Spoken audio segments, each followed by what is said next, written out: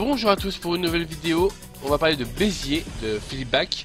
Il est tout seul à créer ce jeu qui est un twin stick shooter un peu à la Geometry Wars. Il a plein de bonnes idées et je vais vous montrer ça tout de suite. Alors je commence en zone 2 parce que le zone 1 c'est le tutoriel c'est pas intéressant.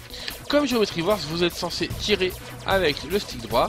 Donc là mon personnage est évolué, je suis level 8, donc je tire un peu fortement. Normalement il tire beaucoup moins efficacement. C'est un Geometry Wars comme vous pouvez le voir où on peut se faire toucher, on perd juste notre barre de ouch, la barre de vie. Et vous avez une barre de oomph, la barre de oomph, c'est la barre de combo tout simplement. Comme vous pouvez le voir en haut à droite, il y a marqué jugement dans 3 minutes 13 et en dessous il y a 4 petits ronds.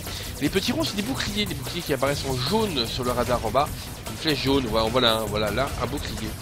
Alors plutôt que de me faire toucher, je vais essayer de péter ce bouclier, donc il faut que je passe entre les zones, voilà.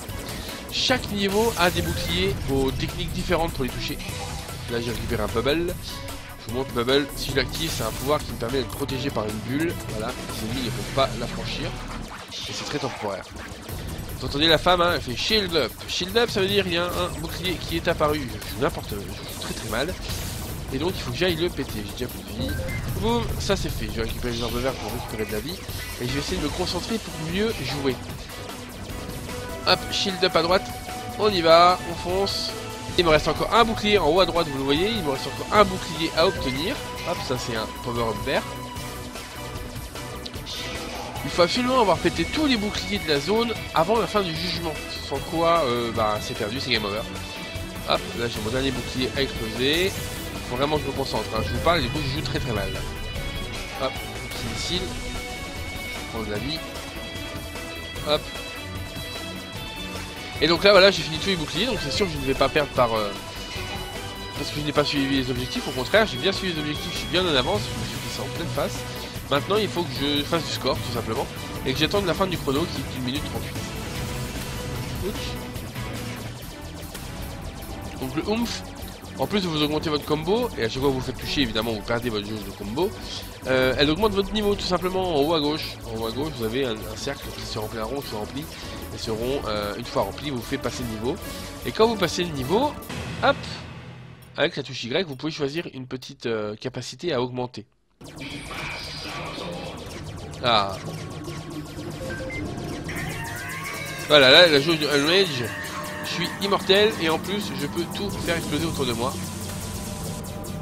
Voilà. Et lui là, c'est le gros méchant qu'il va falloir tuer, c'est le boss du jeu. Et à chaque fois, 20 secondes avant la fin, avant le jugement, il apparaît. Vous ne pouvez pas le tuer, il faut juste survivre. Voilà, niveau terminé. Underground and deep. It was built in the last days of the physical, a sanctuary from the bedlam above. Voilà, niveau 3. Comme vous pouvez l'entendre, les musiques sont plutôt cool. J'adore l'OST, elle est très furieuse en fait. Elle me donne bien envie de continuer. Parce que le jeu a un défaut, pour moi un vrai gros défaut, c'est que souvent on s'ennuie. On s'ennuie à attendre que l'ennemi de finale apparaisse. Alors vous voyez ce bouclier là, du niveau 3, il envoie des orbes roses qui sont téléguidés et qui nous explosent à la tête. Hop. Voici le boss. Esquivons-le, il est trop près, Ah, je suis au bord. Aïe. Allez, 12 secondes de survie et on est bon.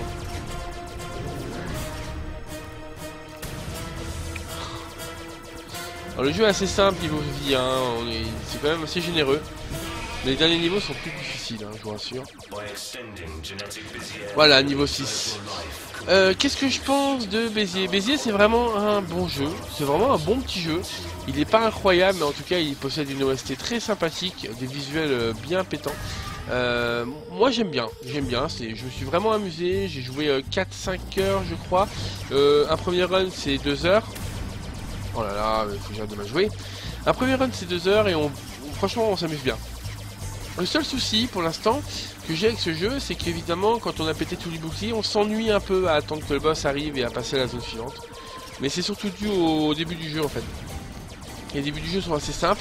Là c'est plus dur parce que c'est mon deuxième run, mais les débuts du jeu sont assez simples et du coup l'ennui s'installe quelquefois. Donc voilà. Mais c'est largement recommandable, c'est un bon petit jeu. Si vous aimez les twin stick shooters, honnêtement je vous le conseille. Ça coûte pas cher, c'est sur Steam depuis peu. Voilà, c'est tout ce que j'avais à dire sur Béziers, je crois. J'espère que ça vous a plu. Si ça vous a plu, dites-le. Très bonne continuation à vous et merci beaucoup à tous. Salut tout le monde. Et là, je passe comme ça.